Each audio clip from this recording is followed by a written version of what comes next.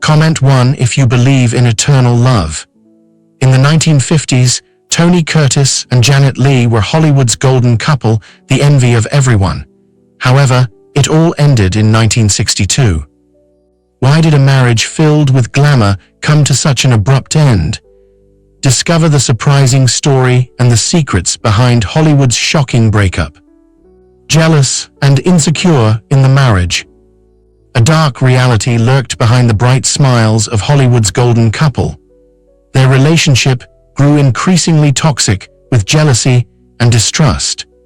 Tony Curtis's deep-rooted insecurities bubbled to the surface right after their marriage and shattered their seemingly perfect union. Curtis showed his possessive nature early. He would sit in his car outside Leigh's house while they dated, waiting for her return from meetings with other men. His marriage made this behavior worse, revealing emotional scars from growing up with a schizophrenic mother. "There was no woman I could rely on except the girls I fell in love with," Curtis once explained. "They gave me more security than my mother ever did, that consideration and understanding that I never got from her." Their relationship suffered from an obvious power imbalance. Curtis felt dominated by Leigh's 10-year-old status and education. "I could see signs in myself that I was becoming subservient," Curtis recalled, attributing this to her more educated background and greater star power. Curtis battled feelings of being controlled during their early marriage years. He thought Leigh dictated all the moves in their relationship. This resentment grew stronger beneath their loving public image. Their passionate bond cooled after their first daughter, Kelly, arrived in 1956.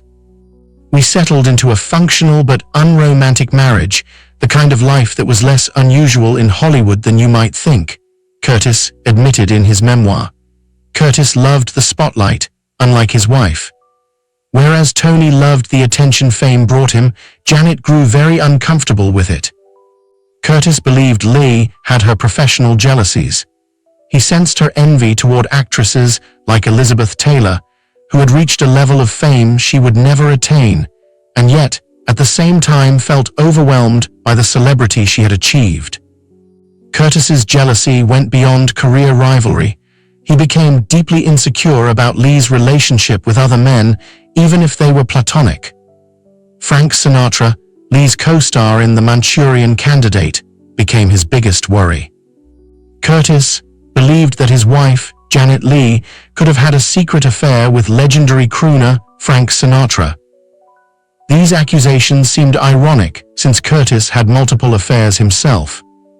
The marriage faced another blow in the mid-1950s when, with the marriage already under strain, Tony found what he suspected to be a love letter from one of Janet's co-stars, the future choreographer and director Bob Fosse.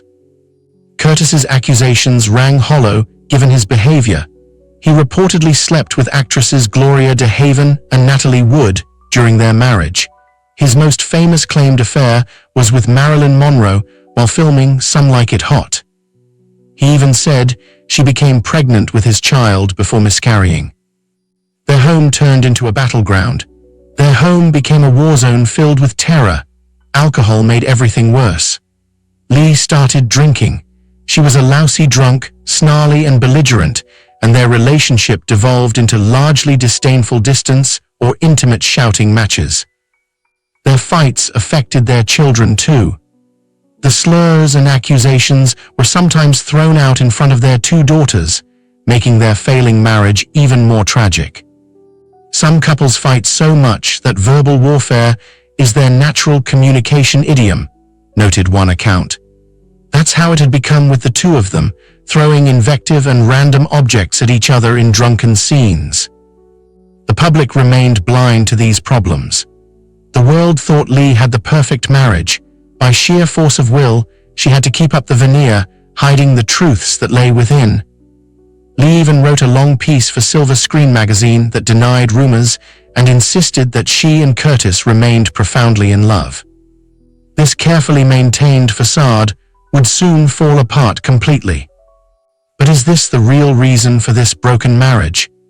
Their decade-long marriage, already under strain, completely unraveled in early 1961 when Curtis became involved with a teenage co-star.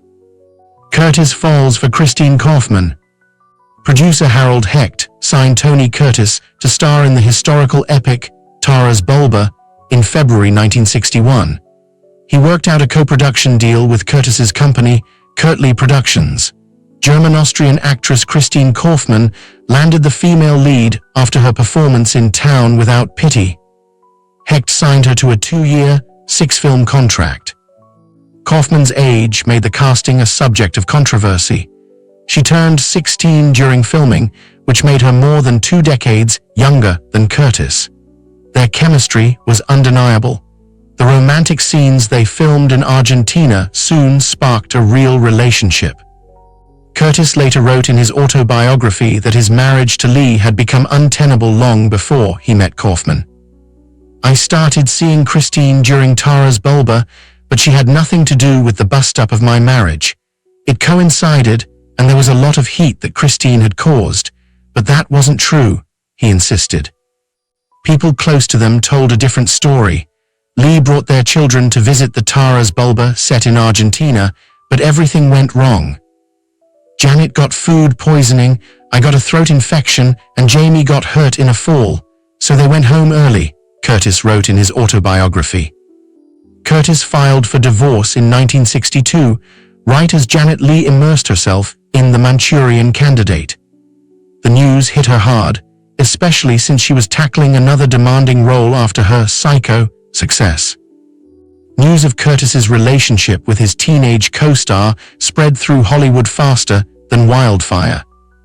Their daughter Jamie Lee Curtis later spoke about her mother's ordeal.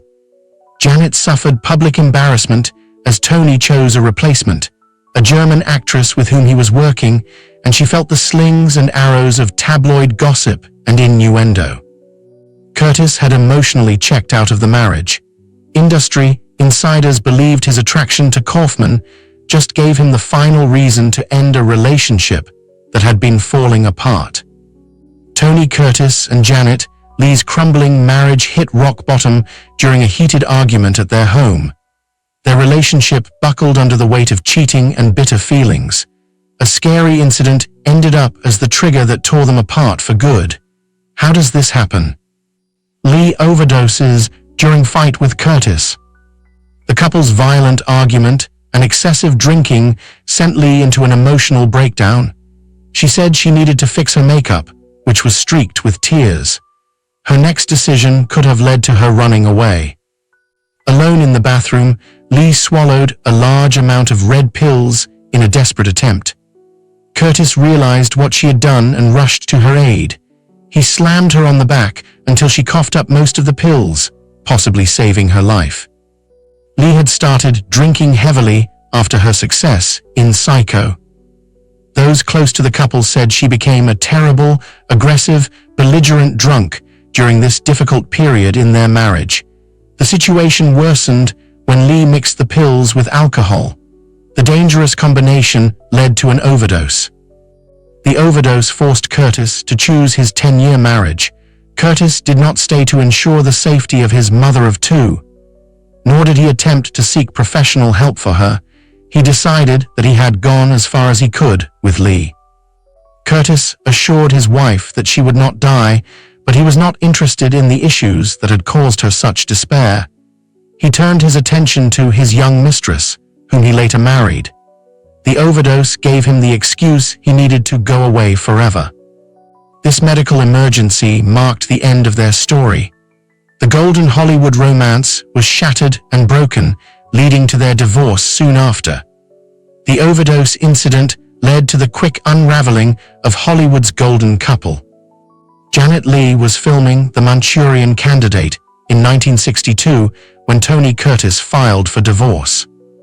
Their 11-year marriage officially ended in Ciudad Juarez, Mexico, on September 14, 1962. This marked the end of what many considered one of Hollywood's most celebrated unions. This painful marriage ended quickly. Curtis seemed to have forgotten all the old memories, as criticized by many. After a bitter breakup, Both Tony Curtis and Janet Leigh quickly jumped into new relationships, but which of them started first? And can a quick fling heal the wounds of a broken marriage between two of Hollywood's top stars? Curtis files for divorce the next day. Why?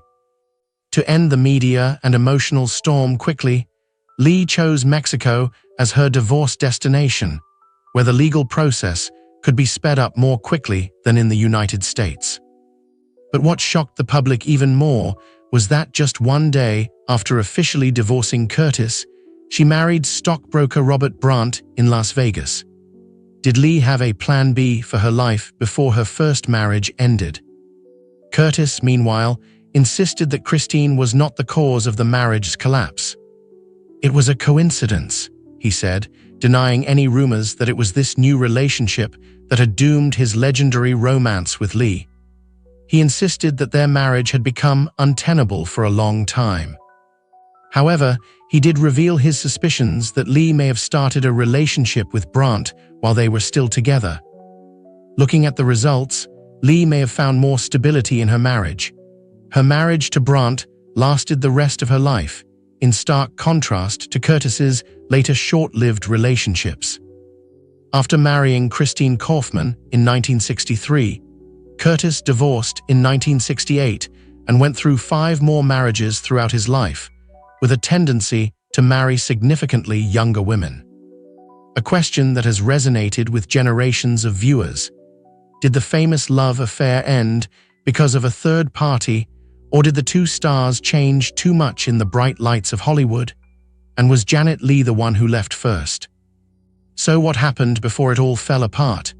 Ironically, from the very beginning, the love between Tony Curtis and Janet Leigh was not welcomed, not by the fans, but by the bigwigs in the film industry.